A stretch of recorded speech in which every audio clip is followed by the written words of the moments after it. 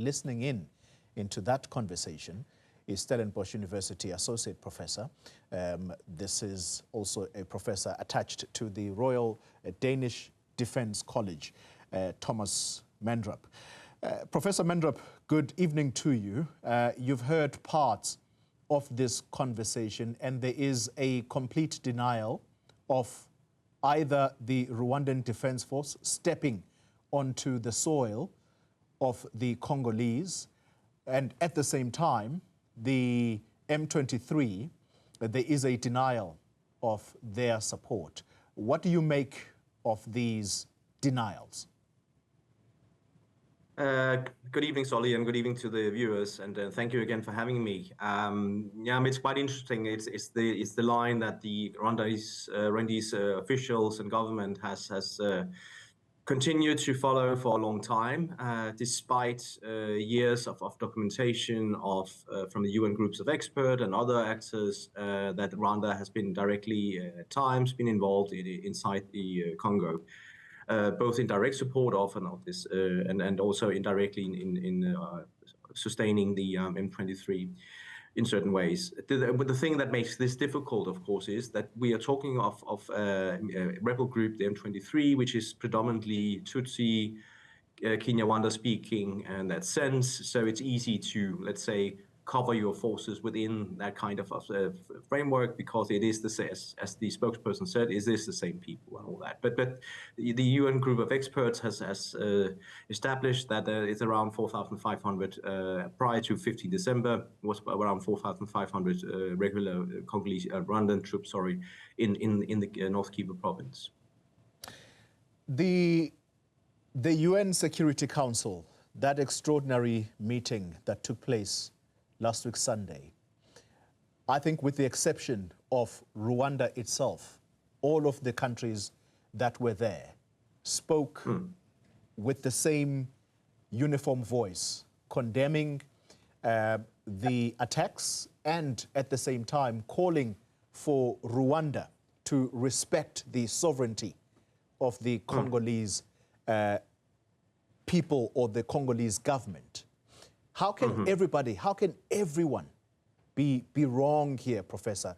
Are you saying that Rwanda is doing what perhaps many would expect and just a blanket denial without wanting to accept any responsibility for what's happened? Yeah, I think so. I think they of course, because of exactly this, because of what's going on in the UN Security Council, because of international law, because of the African Union, there was a statement coming out of the African Union yesterday stressing that that you have to protect the integrity of sovereign rights of individual member states, and you're not allowed to transgress the sovereignty of other states. At the same, which of course is quite clear. So if Rwanda was to admit that they have forces inside Congo, they would be in contravention with that kind of a principle. So of course they will continue to try to deny that because they know back from the last time in 23 was around back in 2013, and that they were hit by sanctions and international pressure and all that. As I said earlier, and I think on this channel as well, that the problem and the difference now is that we're in a very, very different international political environment. We have the revisionist kind of forces internationally that were trying to change and alter the international order. We have a Trump presidency and all that, which basically means that to find a common ground amongst the P5, the permanent members of the UN Security Council, and also around the P10, the elected members of the UN Security Council, can be quite difficult, because Rwanda in many ways is a donor darling. It is a country that has had 8% growth rate for years. It has managed to produce, if you've ever been there several times, beautiful roads, infrastructure. It's well orderly, health service, new, pharmaceutical industries popping up. They're going to host the World Championships in bicycling, and they apply to get a Formula One kind of thing. So at the same time, they also very much participate in international peace missions. For instance, they have troops in northern Mozambique as part of the effort to fight the El Suna insurgents in Cabo Delgado, and other peace missions as well. So they have this international credence. And then, of course, also, and I think Thabo Mbeki said it quite well recently, that one also has to understand the lack of responsibility taken by the changing Kinshasa government of protecting minority rights in this area.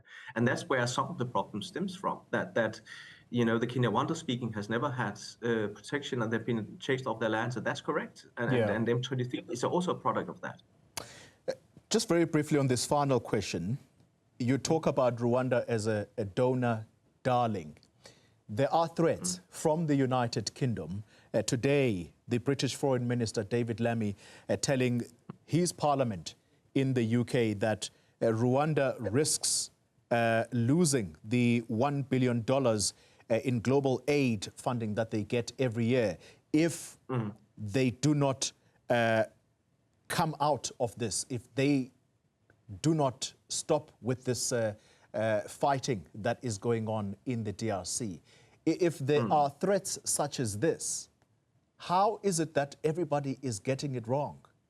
How is it that Rwanda is being accused of almost being the aggressor here?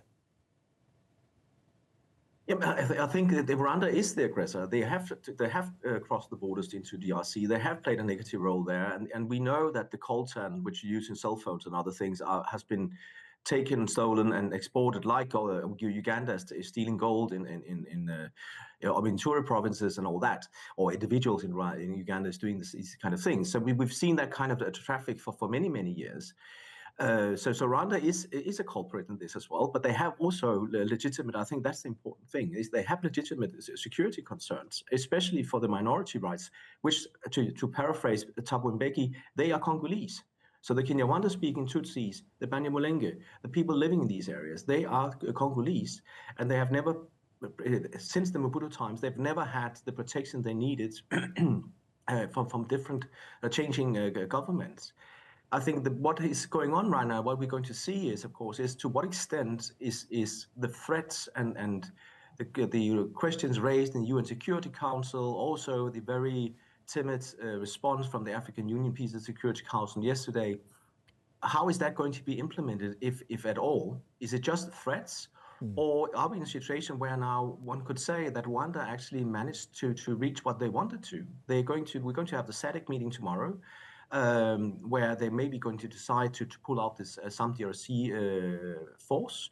There could very likely be a scenario here. They are in control, basically, to a certain extent. There's still some fighting going on, but to a large extent of Goma and some of the Sake and some of the other strategic towns. So they are, in terms of trying to have a ceasefire, try to find start negotiations now, they are negotiating from a very, very strong position because the Congolese government has failed. Some DRC has failed.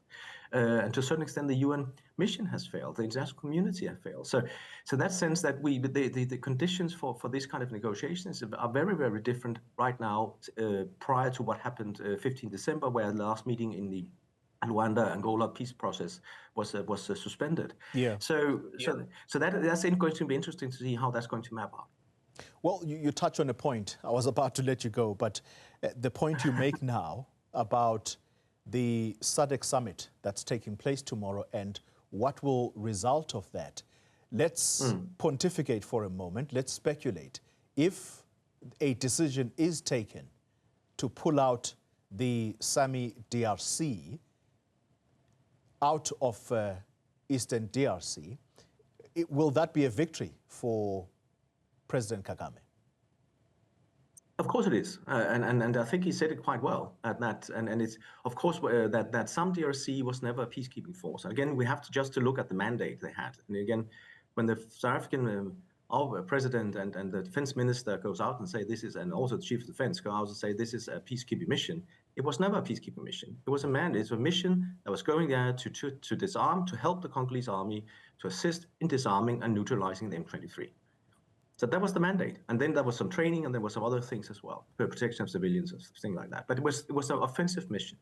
And again, the basic question on that, of course, is why do you send in an offensive force without the needed capabilities? And that's the political question South African politicians need to answer, and that's why they're calling it a peacekeeping mission now, because they don't want to take that responsibility. I would argue. But back to the question around SADC.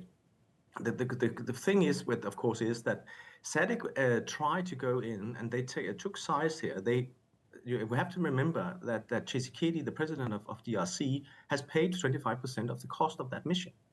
It paid the SADC countries to actually deploy and do and help. And the task was here to disarm M23 alongside with the logistical support in the end from MONUSCO, but as a separate force operating on itself together with the Congolese army. The question right now is, because are there other SADC countries that are willing to go in and put forces on the ground to help some DRC to get some kind of momentum again? Can they get in at all? How, is Angola? Angola would be a good option because they've got the military capability to do so. But are they willing to do that? They have not been willing so far. It's again also, this is a SADC mission, but it's only Tanzania, Malawi, and South Africa who's there. Are the others willing to go in and assist? Have they got the needed capabilities and capacity to do so? So I think it's going to be interesting to see how they're going to react tomorrow, because if we have to withdraw, it would also mean that, again, like we had in South Africa, we had the problems in Central African Republic back in 2013. The biggest scandal in military history in South Africa since the Second World War, basically, where you had 200 plus parabats and special forces caught without, ability to be extracted from that area and losing 17 soldiers. So we are seeing similar kind of pictures again coming in. And then, of course, it is. You have to pull. It's an embarrassment to South Africa, to SADC, that they cannot. They've not been successful in achieving what they promised Tshisekedi that they would do. All right, Professor Thomas Mandrup, thank you very much for your time.